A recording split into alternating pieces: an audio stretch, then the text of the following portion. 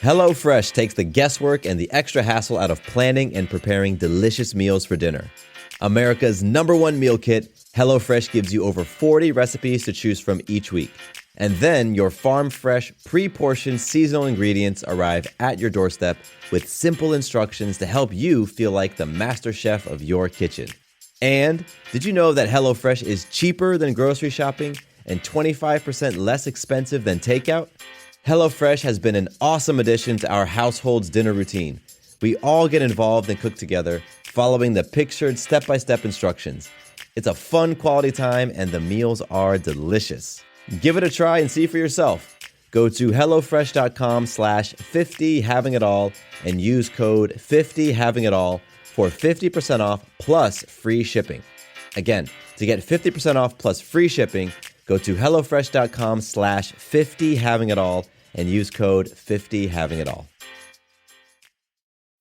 Every day, we rise, challenging ourselves to work for what we believe in. At U.S. Border Patrol, protecting our borders is more than a job. It's a calling. Agents answer the call, working together to keep our country and communities safe. If you are ready for a new mission, join U.S. Border Patrol and go beyond. Learn more at cbp.gov/careers. Are you looking to really accelerate your personal growth? If so, go to my website and download the free Abundance Benchmark. It's going to give you some amazing feedback on where you're stuck in life. Again, it's totally free, and you can grab yours right now at MatthewBivens.com. Welcome to Having It All. My name is Matthew Bivens, and each week I bring you conversations and insights that explore the question, what does having it all mean to you? My goal is to leave you with stories you can relate to and messages you can take action on so that you can create an abundant, loving life. I am so excited that you're here to hang out with me today. Now, let's jump right into this episode.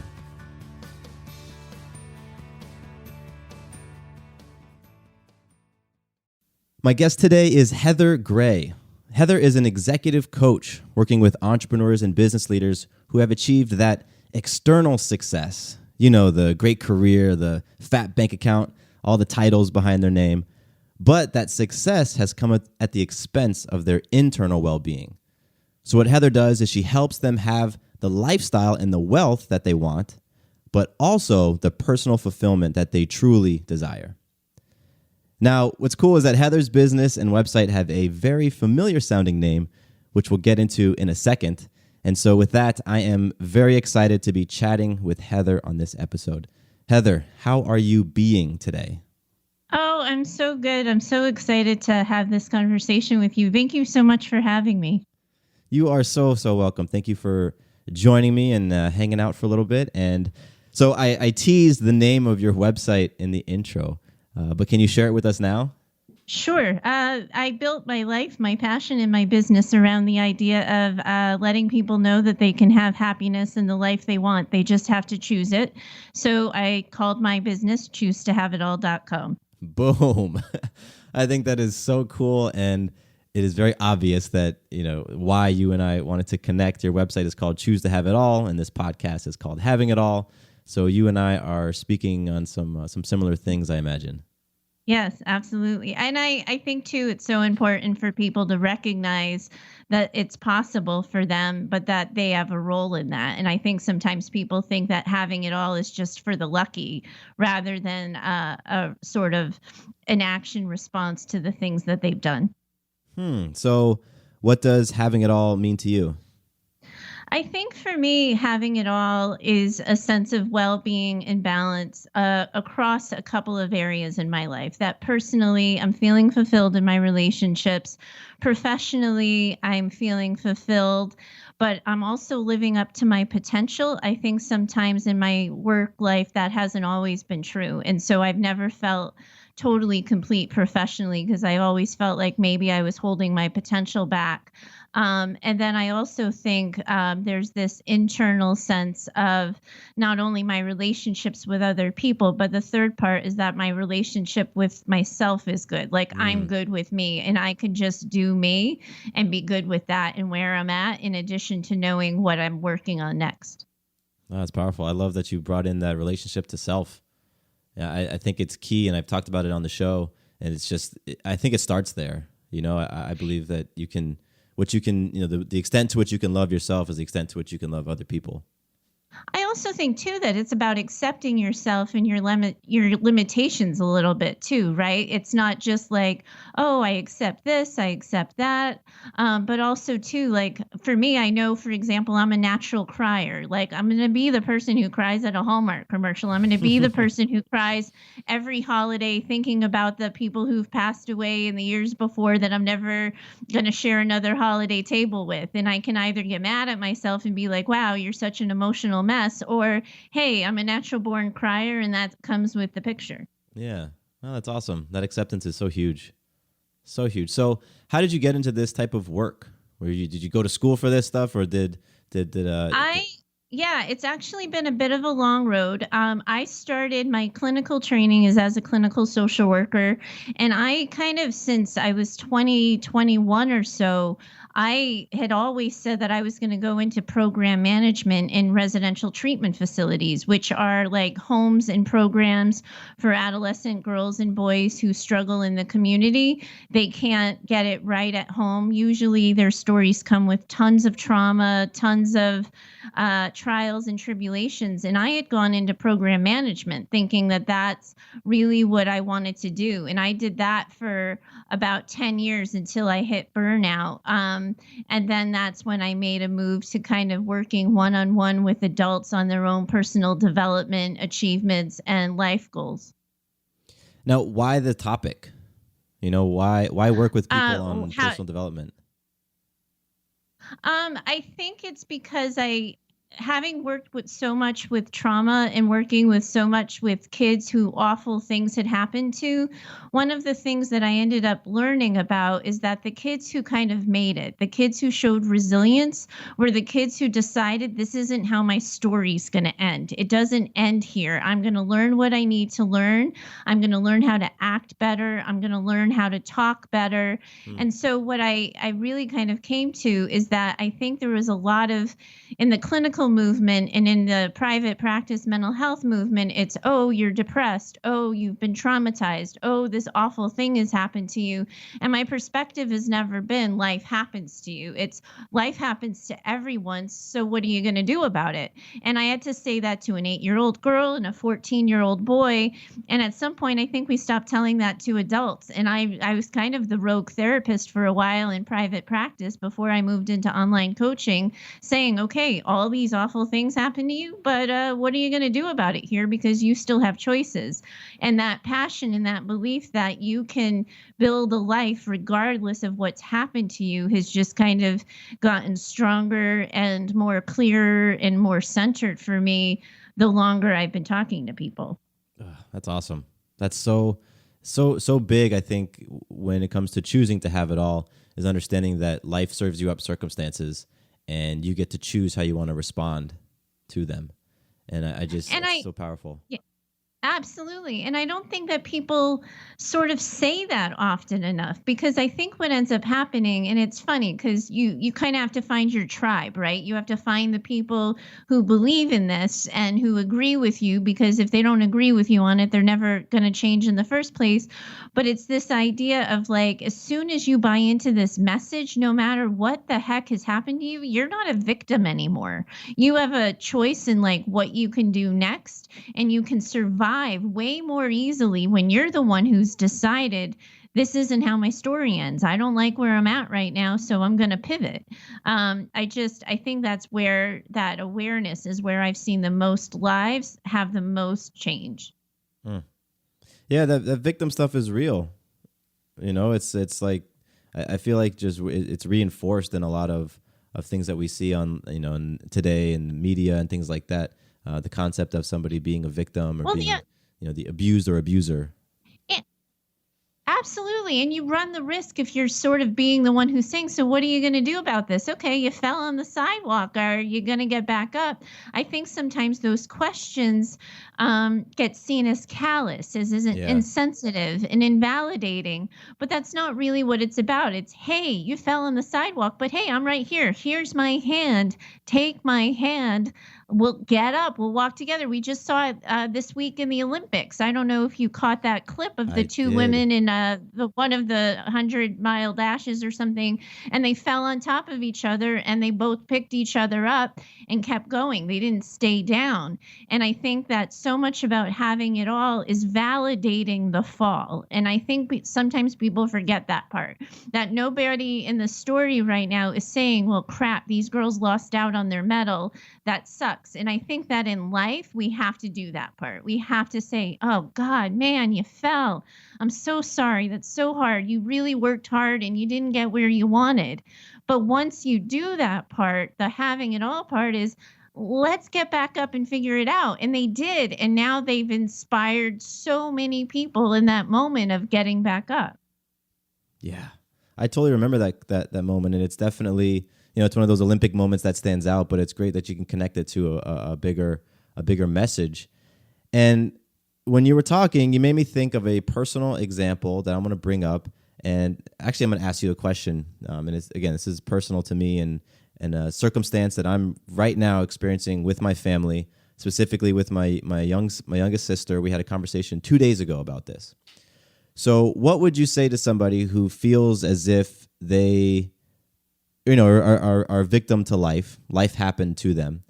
And in order for them to feel supported, they wanted the other people to enroll in that victim mentality with them. That's how they would feel supported.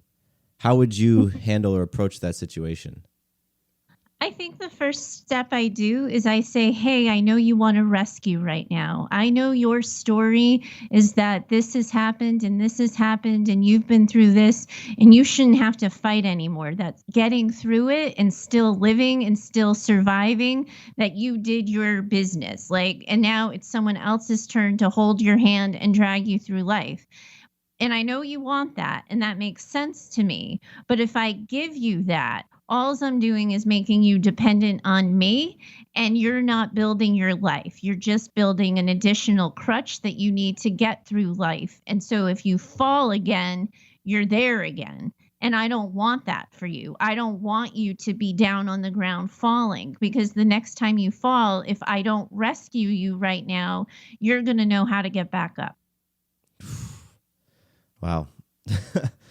I don't have much to say because I'm gonna encourage my family to listen to that portion, because that whole concept of feeling like someone needs to be rescued. I mean, I've been there. I've hit my head on the concrete and then wanted somebody to pick me up, dust me off, patch me up, and make sure that I didn't do it again. And then when I did do it again, I looked to them and like, where are you? You didn't come and rescue me a second time. And then you're constantly longing and yearning and searching, and you're in this empty hole place of scarcity mentality where I'm not going to get my needs met because I need other people. If you can kind of tune into your capability and what it is that you know and what you've learned, and then you get back up, you did that your damn self.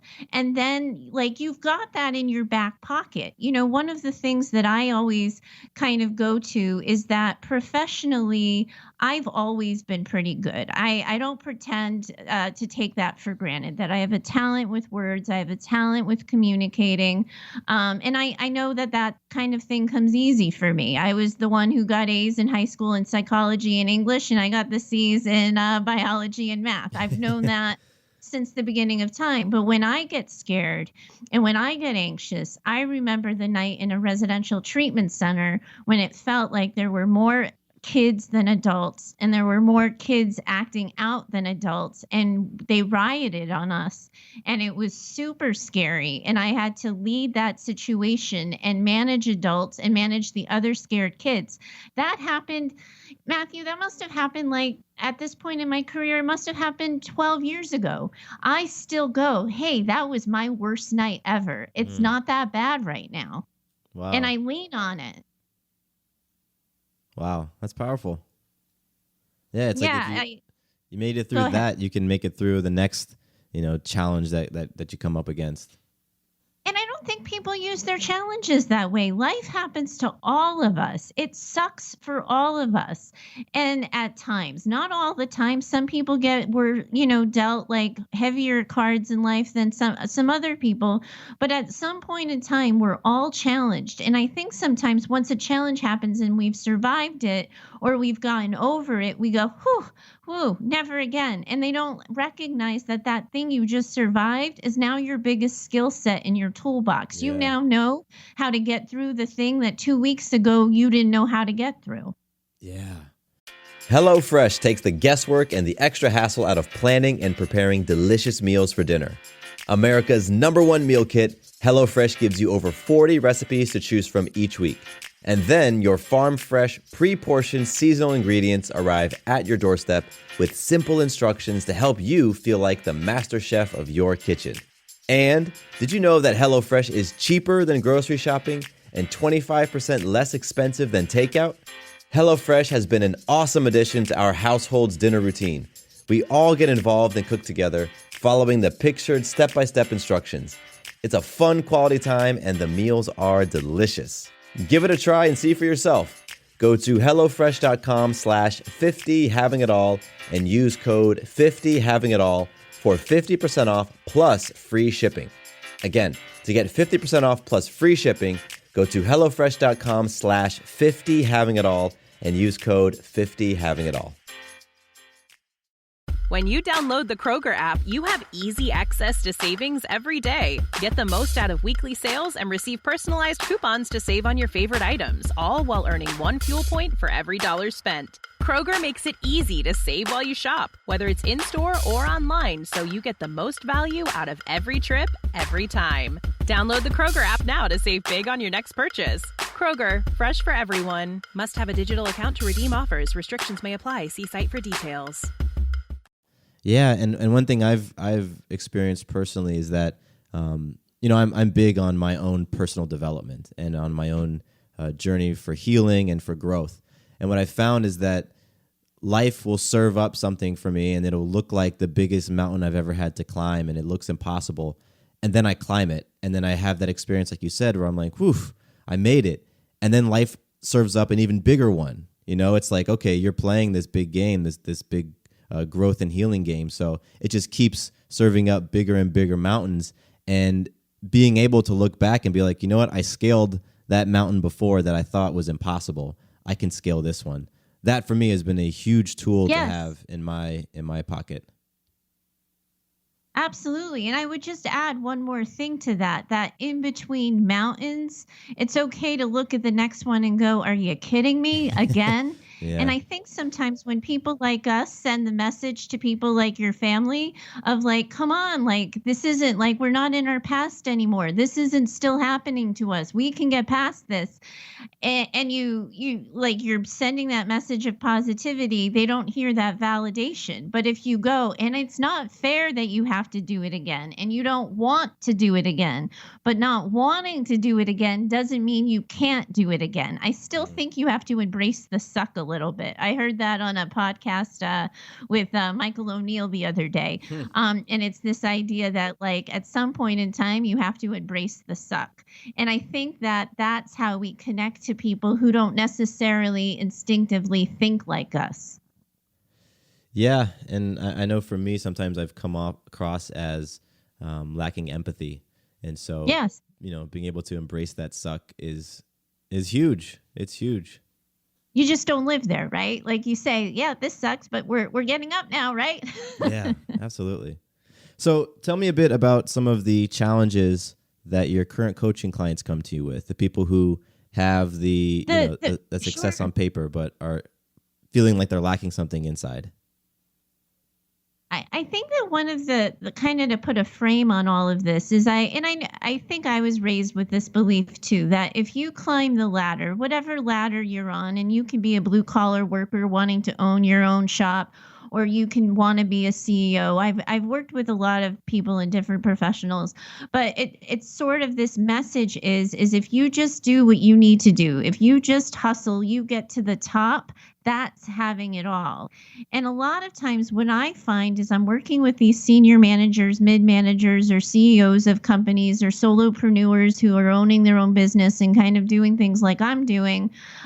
They get that and they get to that final rung, but then they suddenly are hearing from their spouses like you're never home, or they're hearing from their kids like, why are you coming to this basketball game? You never went to any of my others in the past 2 years.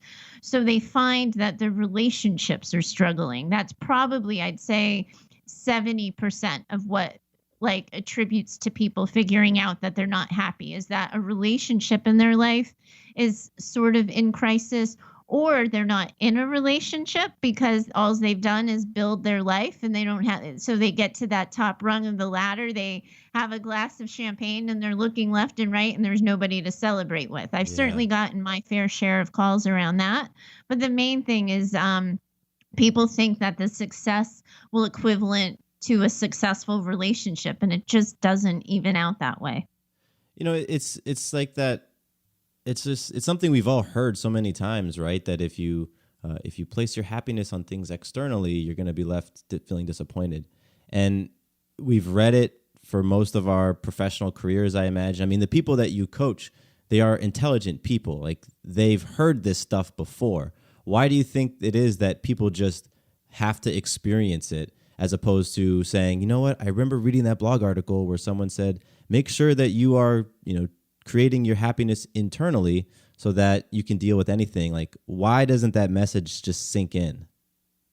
Matthew, it's my story that they're not reading those articles. Really? It's my story that they're so focused on work because they're told that if you're successful, you have it all. So they're reading the articles on how to interview more effectively and in less time. They're reading the articles on how to get that next promotion, how to negotiate your salary, how to nail that lead, how to make a cold call. And their story is that by being successful, people will like them.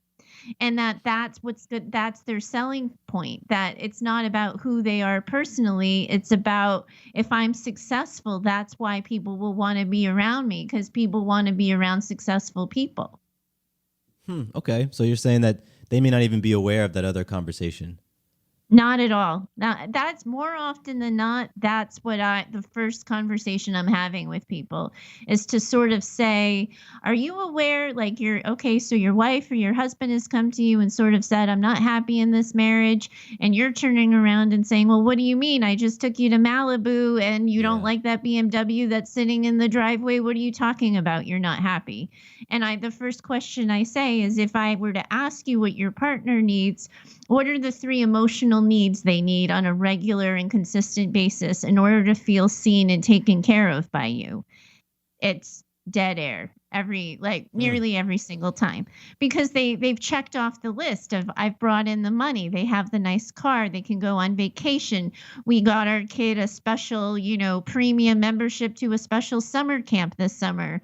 What more do they want? And I think that the problem is they haven't learned that there's value in being present, because in their professional life, that doesn't equal dollars. So what's the point? So they don't equate in their personal lives that just showing up on time for dinner, asking how your day was, listening, and then asking a follow-up question has any value, because nobody cares about that when you're at work. Yeah, no, that's very true.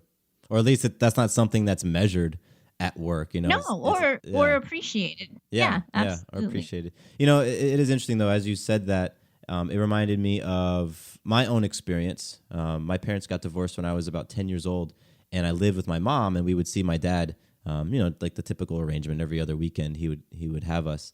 And I remember for years growing up that one of the ways my dad showed his love for us was by purchasing us things. So when we would go to his house, we'd have the new video game, or he would take us out to dinner, and he would spend his money on us, and he would show us that's how he loved us. And it wasn't until years later, when I was, had grown up a little bit and I had really reflected on those things, that I shared with him that all I wanted was your time. I didn't want the things, I just wanted your time. And, he was maybe 60 years old when the first time he heard that and the first time it sunk in. So I get what you're saying, where people they aren't having that conversation about, what truly is important. And I think that so much of it is because they spend so much time developing their professional lives, they don't develop their personal sort of sense of self and personality and who they are and who they bring to a relationship. So they don't know that. They think their value is in what they can provide. And that it's like eye opening, like, really? You want to spend time with me? And it's almost like shocking because they don't see themselves as valuable. They don't hold themselves in that kind of esteem as somebody that somebody else would want to spend time with. That's a really interesting way to look at it. The self-value piece, like, are they worthy of somebody else's love? I used to hate that stupid expression that nobody can love you until you love yourselves. I used to think that was like a victim stance, and like all you're doing is blaming the victim. Like, wow, you've been traumatized and now you have to love yourself because you've been traumatized in order for anybody else to love you. And I used to kind of get on my high horse about that. But the more I live in this world and have these conversations with people, that it really is, you have to know that you're valuable to other people in order to like be able to be present for other people. Because if you don't think you have anything to offer, you're creating a ton of other stories that make no sense and make it really hard for you to connect to the other person. I like how you keep bringing up the word story, because that resonates with me. I get that. The stories that we make, that we create, we then just play on repeat in our heads, and then that becomes our reality. So I'm happy you bring that up, because I think for the people listening, it's something that they can grasp onto. Like, what story am I creating that is resulting in this experience I'm having right now?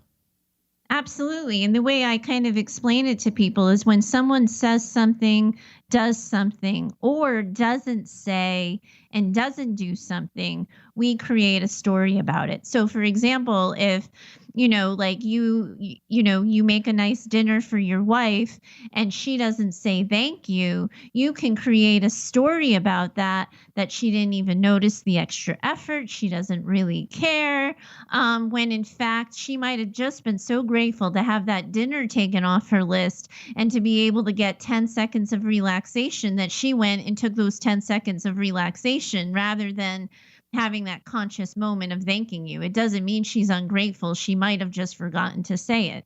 Ah, very true. So true. And, I know for me, my ego kicks in real quick if I extend myself, or if I make myself vulnerable and I don't get the response, or I don't get the action back that I was expecting. Like, it's so easy for that story to just start to be created right then. I absolutely. I think that the same is true for me. I find it too sometimes that the way it translates for me is because I tend to be thoughtful and because I tend to be insightful. When people aren't thoughtful towards me, or when they don't seem to know or understand me, my story is why is it that I'm always doing more for other people than they're doing for me? When in actuality, when I have those really kind of raw personal conversations with people, it's not that they're not thinking of doing anything for me. It's not that they're selfish.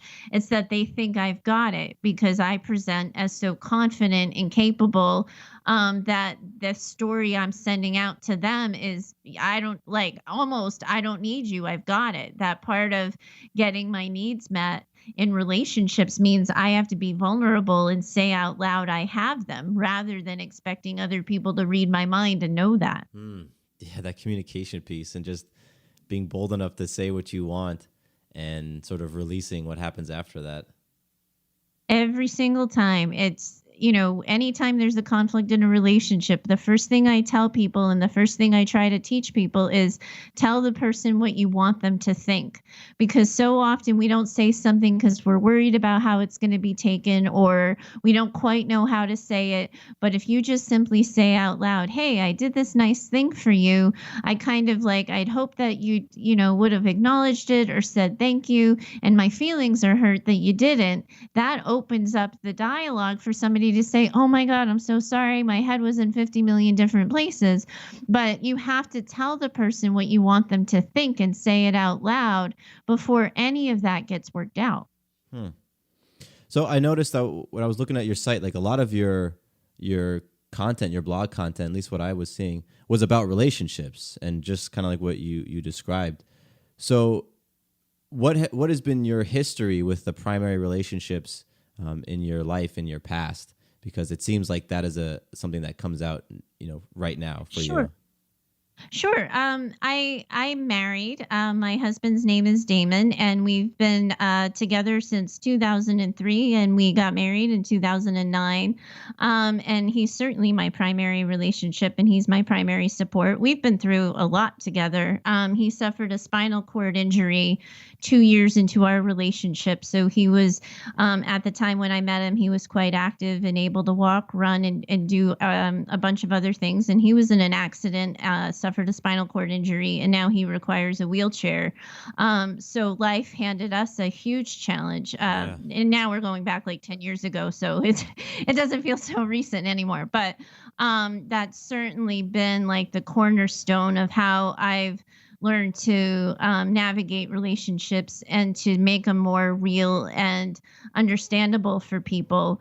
I'm close to my sister and my parents as well. And I have a small core group of friends that I really heavily rely on as well. Yeah, so relationships are big for you. Yeah, I think absolutely. And I think they're big for a lot of people. I feel like if our relationships are good, we're good. When relationships are in crisis, it's just kind of distracting. I always tell people work can be good so long and you can have a hard time in your personal life.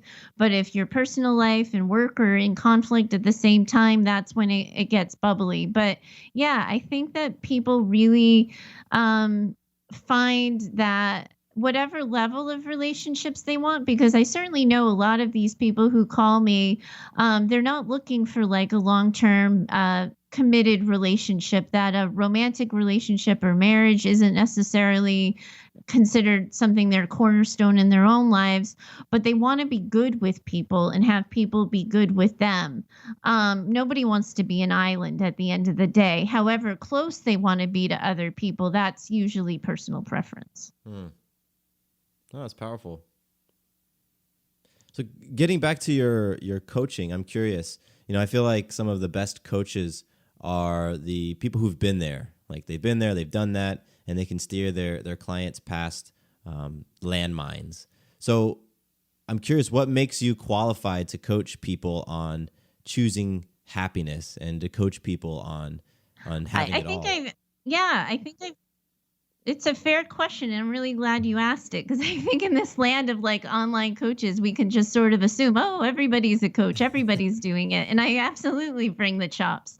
On a couple of levels, clinically, I've done my time and I have the experience to mark off. But when I mentioned earlier that I started residential with the hope of working in management, I decided that when I was sitting on top of a jungle gym when I was 21 years old, working with a kid who was refusing to get down, getting him off the jungle gym and doing what he was supposed to do. And I kind of thought I was always going to be a program manager. I worked my way up a ladder in that residential program for 10 years, and I got to the top of the ladder and I hated it. And nobody prepared me for that. Nobody said, hey, when you decide what you want to be when you grow up, you're going to get to the top and you might find out you're wrong. And it was soul crushing because I'd worked so hard and I had so confidently decided at the cocky age of 21 that I knew what I wanted, and that like my life was set. And I had to pivot 2 years. I worked 10 years, getting to the top. I became a program manager and I tried to give it my all for 2 years, and it just didn't make me happy. And I had to pivot. And that's when I started a brick and mortar private practice. And I really loved being my own boss. I loved being in control of my schedule. I loved the switch that happened when I was in private practice from working with people who were mandated by other people to see me to people who could just knock on my door when they were ready to see me and wanted to see me. So professionally, that's kind of how that happened. But also personally, like I mentioned it, earlier, I was 2 years into my relationship with my boyfriend when he was hurt and suffered a spinal cord injury. And I had to re-choose whether or not I still wanted a life with him, whether or not I wanted a life as, the partner of somebody in a wheelchair living with disability, whether or not I wanted that part of my life, because I couldn't just say, oh, I'm dating this person, he suffered this injury, now this has happened to me. I had to re-choose it. I had to Mm. say, no, okay, life happened, but this is my life right now, and yes, I still want it. And I think those moments of introspection are so scary for people. And I certainly remember being scared several times on this journey, but having gotten to the other side and making the decisions I needed to make to have the life I've wanted, I'd do it all over again. Oh, absolutely. Yeah, yeah. It is one of those great things when you are faced with that fear, when you're faced with that thing that makes you incredibly uncomfortable, and you move through it. You can look back on that journey, whether it was something that happened in a day or a week or 10 years, and be like, man, it was all worth it. It was all so worth it. Well, without it, I wouldn't have become the person I am right now. And I think sometimes that's the other part of self acceptance, is that, like, you have to like yourself, you have to like your life. But at some point in time, what's that, like, elevator summary you're going to make about, like, why something had to happen or what you learned from it? What's the takeaway? And I think sometimes people are so afraid to look at that takeaway. But when I realized that I had spent 10 years working at a job that ultimately wasn't going to be what I wanted to be when I grew up, it was the worst breakup ever. Um, but then recently, when I wanted to sort of be bolder and dream bigger and reach more people by creating an online business instead of a brick and mortar private practice, suddenly it was like I was able to remember, well, you've done this before. Mm. Like, you pivoted, you made a switch, and it turned out great for a while. Maybe this new gig of yours and this new dream will turn out equally great. Yeah. Yeah, you're able to look at that experience, and you tucked it away in your pocket, and you could pull it back out and say, yeah, I've done it before, or I've done something that at the time felt like, the hardest challenge in my life. Absolutely, absolutely. So you mentioned when you were going through that your professional journey, the 10 years to get to the top of your ladder. You get to the top, you realize it wasn't what you wanted. You realize that it just did not align, but you kind of grunted it out for 2 years. What sort of things bubbled up for you? What bubbled up in terms of conflicts in other areas of your life, because your career and you following your passion or your dream was out of alignment? Well, the first way I figured it out is I was crying every Sunday night before I had to go to work. Wow. Um, it didn't sit well with my soul anymore, so to speak. It was also, I think it was hard for my husband at the time to be supportive of me going in and day out when I wasn't happy. And I think that we all create this loop, and I'm sure your listeners and you might even resonate with this too. Like, so I'd be crying on a Sunday before going to work, and then I'd have some awesome kid moment on a Wednesday, and I'd be like, oh, that's why I'm here. Yeah. Like, of course I need to stay. And then on Friday, I was so thankful the week was over and it was a weekend, and I was in a good mood because I'd have 2 days off. And then on Sunday night, the Sunday blues would hit, and I'd be in it again. And when you do that enough, you just realize something needs to change. Now, the funny part of that is my job was so stressful and kind of ridiculous and crazy that there was no way I was going to figure out what I really wanted.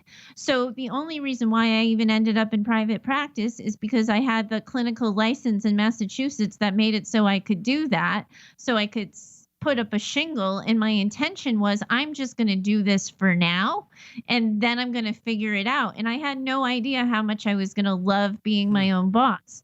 And I think so many times, like, that's another lesson I've learned in how do you make these choices, is that you don't have to know the forever step. And that's the difference between the job I was in when I was in residential and where I'm at now, is I'm just looking at what's next. Not not what's forever, and I can pivot at any time. And I think that's a way people can choose to have it all when they're not putting this pressure on themselves to know the final answer and the end goal. When they're 30, when they're 35, when they're 55, this is just what's next. This is what I want right now. And that's the huge takeaway. Okay, round two. Name something that's not boring. A laundry? Ooh, a book club. Computer solitaire, huh? Ah, sorry, we were looking for Chumba Casino. That's right, ChumbaCasino.com has over 100 casino-style games. Join today and play for free for your chance to redeem some serious prizes. ChumbaCasino.com. No purchase necessary. Void where prohibited by law. 18+ terms and conditions apply. See website for details. When you download the Kroger app, you have easy access to savings every day. Get the most out of weekly sales and receive personalized coupons to save on your favorite items, all while earning 1 fuel point for every $1 spent. Kroger makes it easy to save while you shop, whether it's in-store or online, so you get the most value out of every trip, every time. Download the Kroger app now to save big on your next purchase. Kroger, fresh for everyone. Must have a digital account to redeem offers. Restrictions may apply. See site for details. Wow. So in your story, getting to that point, like what was it that basically the straw that broke the camel's back between the 2 years at that career and then you moving into your private practice? Was it a gradual transition, or was it like, okay, I can't do this anymore, I'm leaving? It's funny. I have a dear girlfriend, and when she and I were, we were young, early 20s, we used to sit and have these like long conversations after work. And our work was like second shift. So we'd get out at like 11 o'clock at night, and we developed this sort of mantra is you'll know when you know, and you can analyze it forever.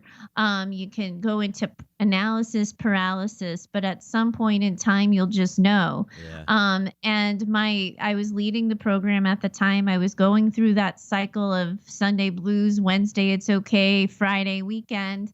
And I just had a moment where I was in a position where I wanted to do a family event. And I suddenly was like, oh, I've already juggled the on-call schedule twice. I can't ask somebody to cover my call again. I don't think I'm going to be able to go.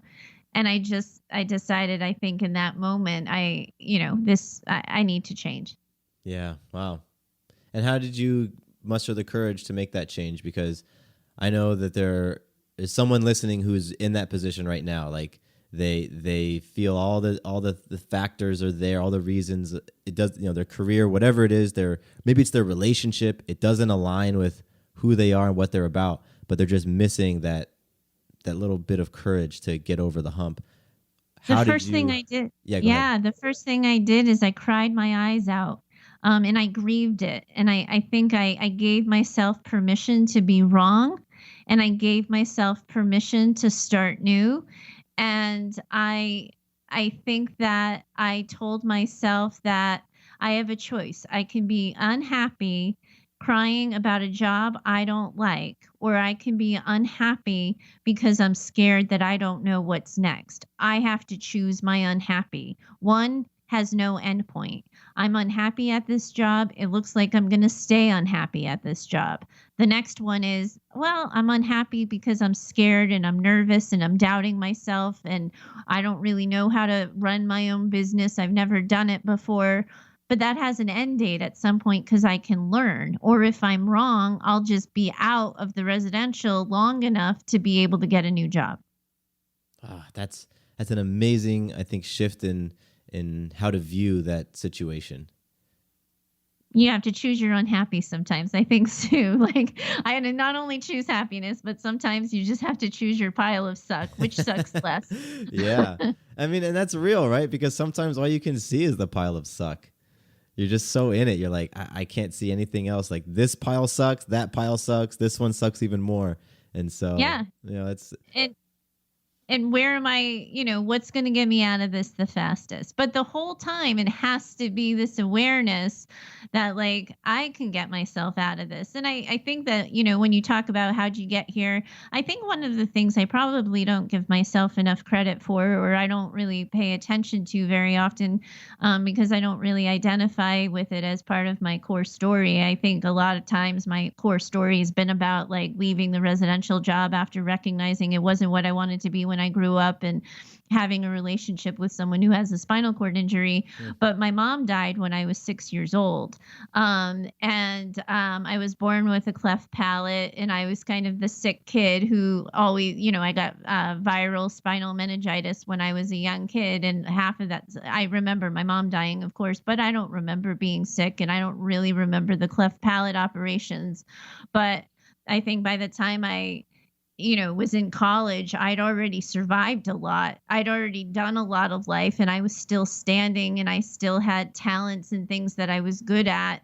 And I think sometimes when, I'm just thinking as you asked me this, that I probably don't give that foundation enough credit in terms of how did I come out fighting? And I'm sure that's part of it.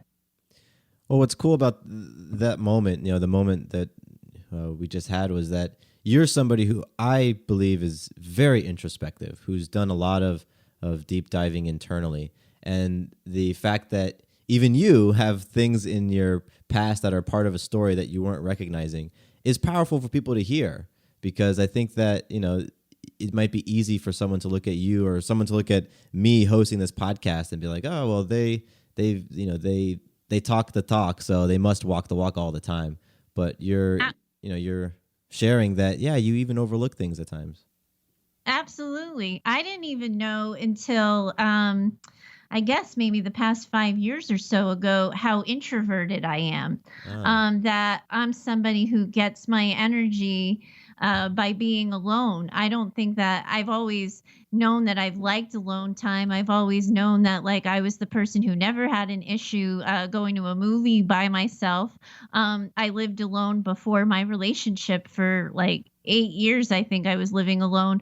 And I loved every second of it. And there's this part of me that could still, like, if, I had my truest wish, have a secret apartment somewhere that I could go and escape to whenever I wanted, even though I'm, happily married. Nobody ever gave me words for that. And then a couple of years ago, I read Susan Cain's book on quiet, and learned more about people who are introverts.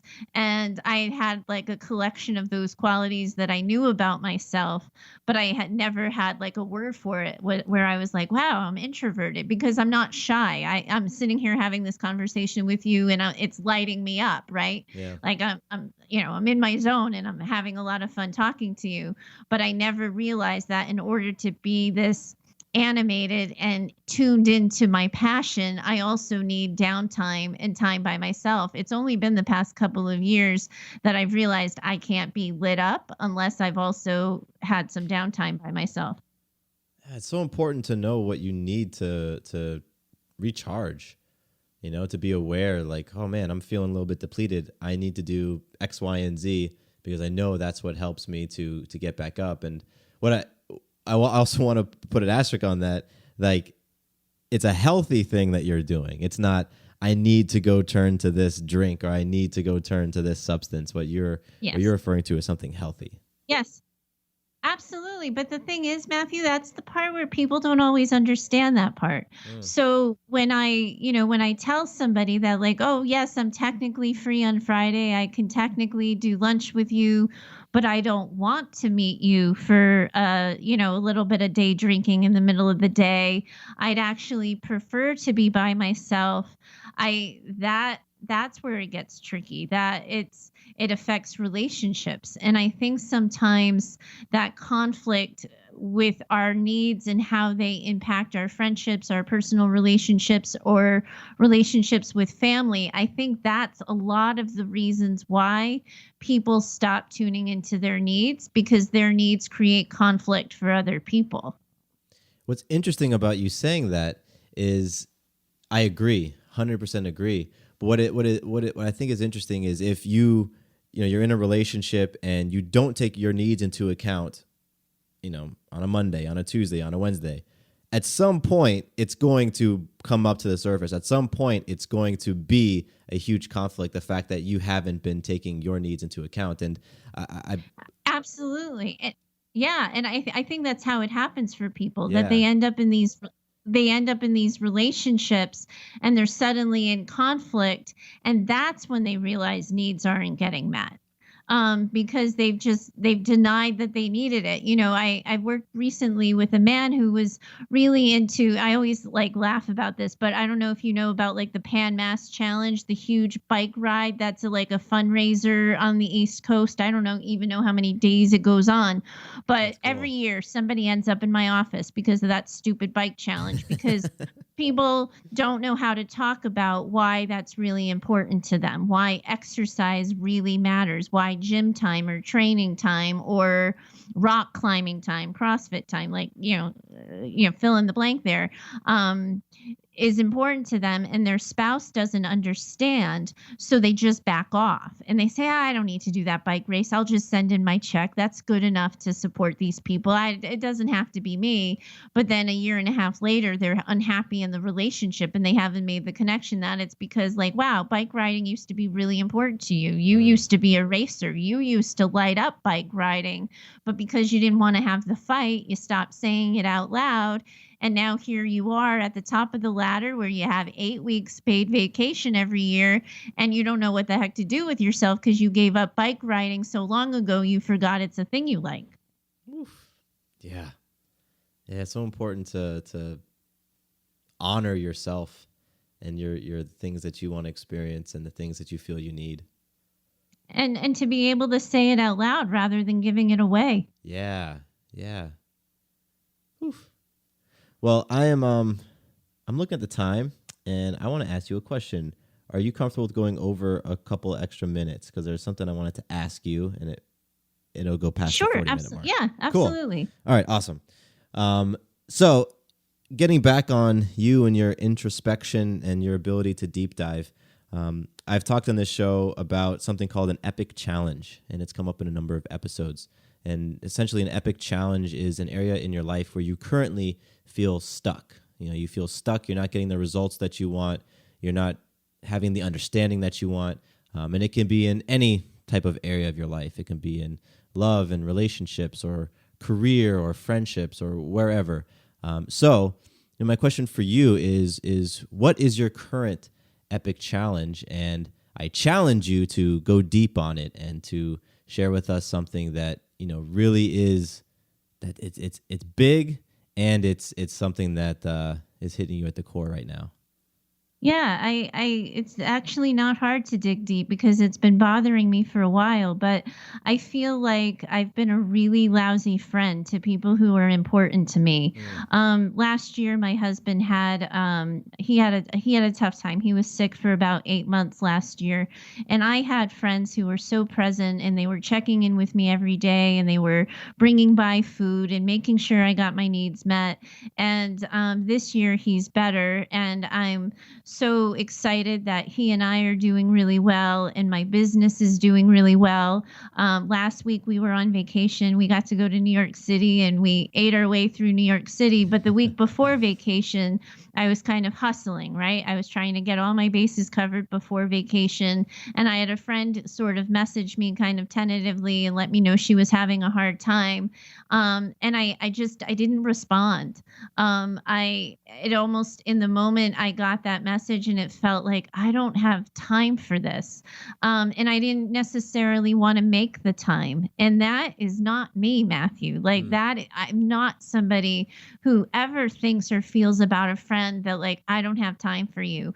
And I don't want that feeling and I don't like that feeling, but I feel like that is an area where my balance has shifted in a way that it never has before, that my marriage is rock solid. My business is living up to the potential that I want it to live in. And I'm helping people and I'm taking care of people with their depression and their struggles. And suddenly I have these friends, and it's not just one time. I could forgive myself for one isolated incident. This has come up a couple of times over, I'd probably say the start of the year when I really started dreaming bigger for myself professionally, is that I haven't made the time for my friendships that I really want to make. And I don't always feel like I know how to make the time because something's got to give.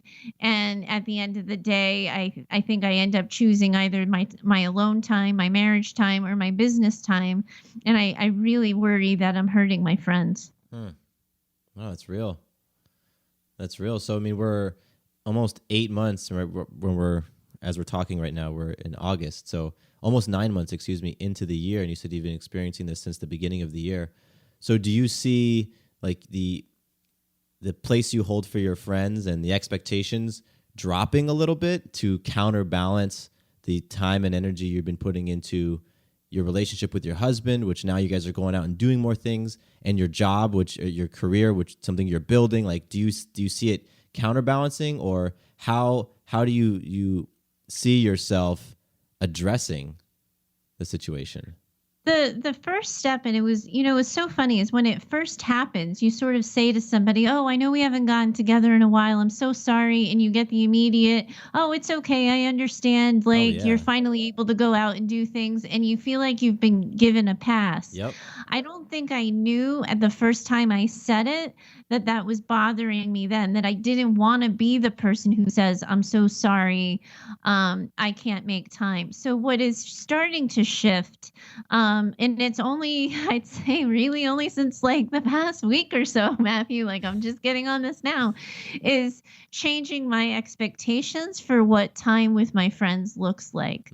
That it's okay if it's just a phone call, but that I'm not going to wait for someday. I'm going to schedule it. My sister and I, we both have August birthdays, and we always do, instead of presents for each other, we spend a day together. And we texted just today about like, okay, when is girls' day? And my instinct was, oh, well, your life's really crazy right now. Let's not schedule it. And she sort of said, if we don't schedule it, it doesn't happen. And it was like a light bulb moment that's what I have to do with my friends.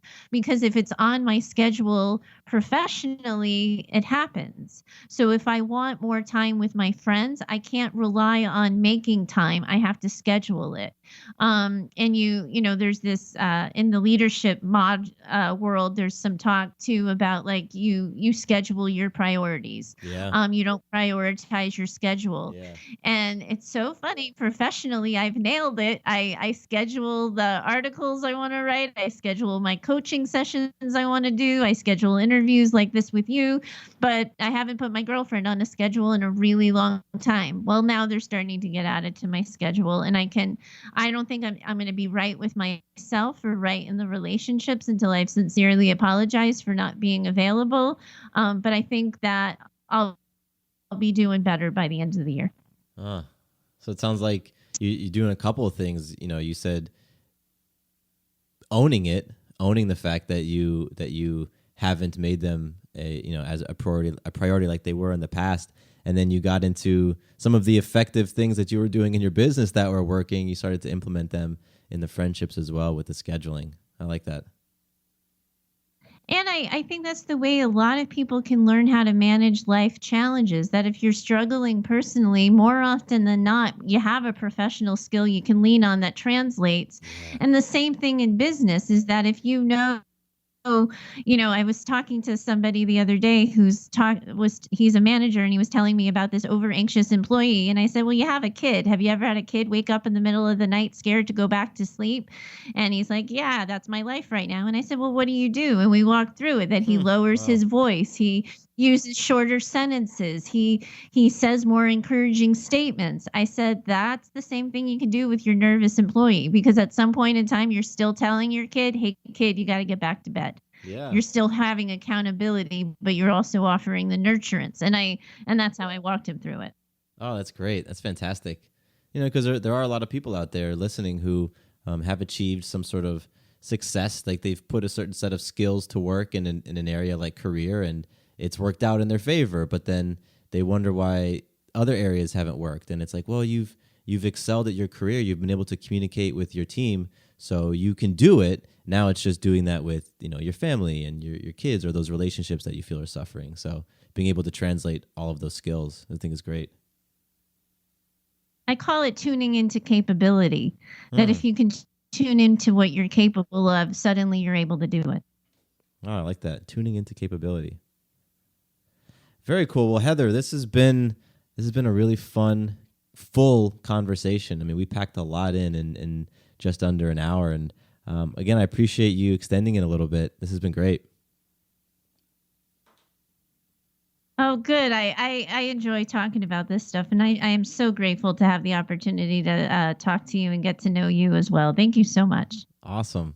Well, as we come to a close, I do want to give you the ability to do two things. I want you to leave us with a takeaway, just something that we can walk away from your story, your experience. We can put in our back pocket, some sort of tool. And then I also want you to let people know how they can connect with you, how they can get in touch with you, and learn more about you. So those two things. Sure. The first thing that I would want to tell people is that when you're trying to decide what it is that's actually going to make you happy, the tip here is to stop. Like, you have to start ignoring the critic that says, but you haven't gone to school yet, but what will so-and-so think? And do you really think you can do that? Because if you start at the obstacles of all of the things that are going to get in the way of making you happy, you never get there. You never figure out what actually is going to make you happy. You've stopped at the obstacles. So what I always teach people is get really clear on what it is you want, no matter how big, bold, brave, scary, challenging it is. And then we'll move to the how. Then we break it down to how do you solve the obstacles? How do you get the money? How do you find the time? How do you have the conversation? How do you learn what you need to know? But if you don't get really clear on what it is your dream is and get comfortable saying it out loud, you just never get there. And if people want to have that conversation with me, they can find me easily at choosetohaveitall.com. All my information, all my links to social media, my blogs, my articles, the freebies that are attached to the articles, they're all there. Awesome. I will have links to your website in the show notes, and I love that takeaway. You know, the what and then the how. I absolutely love that. Heather, this has been fantastic, and it's lighting me up. I'm so excited. This has been a fantastic conversation. I loved it. Loved it. Very cool. I have one final question for you, Heather. Question is, sure. Do you have it all? I think I do. Once I figure out that thing with the friends, I'm not going to be right with me until I figure out the balance with the friends. But other than that, I am well on my way. I feel really good about where it's at. I just have some conversations with friends I need to have first. That's awesome. That's awesome. Well, Heather, thank you so much for coming on the show with me, for being real, being transparent, downloading and dropping your genius. I really, really appreciate you. Thank you. Thank you. This has been fantastic. Two quick things before you leave. First, did you know that the Having It All podcast is a part of the Fireside Network? Yep, we are one of the esteemed shows that calls Fireside Network home. That means if you ever want to listen to a show outside of iTunes or Stitcher or whatever your favorite podcasting app is, all you need to do is visit firesidenetwork.com and under shows, select Having It All. From there, you can access all the episodes, see the show notes, learn about my guests, and more. Second, I am very excited to announce that my brand new website is live. Visit MatthewBivens.com and you can learn more about me, get plugged into an accountability group, and pick up some free content like the Abundance Benchmark. I am all about helping you not only identify what your ideal life looks like, but also helping you on your journey towards it. I want you to experience more abundance and love in your life. So, again, you can find out more information about all of that great stuff at MatthewBivens.com. Thank you once more for listening to the show, and here is to you having it all.